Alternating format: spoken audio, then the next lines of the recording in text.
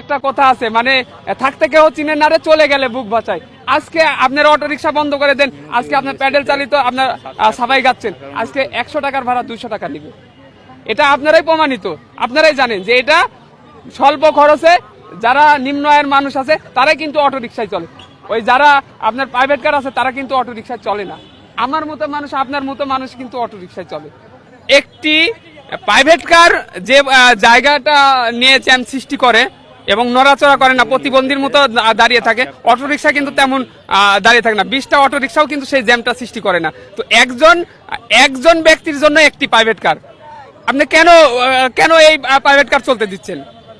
তখন তো আপনি প্রাইভেট কারের কথা বলতেছেন না, মাত্র সাধারণ যারা আমরা পাবলিক আছি তারা কি প্রাইভেট কারে চলাফেরা করি ভাই? আমাদের প্রশ্ন যে আমরা কি প্রাইভেট কারে চলে? আপনি মাত্র সামান্য 1%ও না, 1% জনগোষ্ঠীর কথা চিন্তা ভাবনা করে এই গরিবের চিন্তা ভাবনা করতে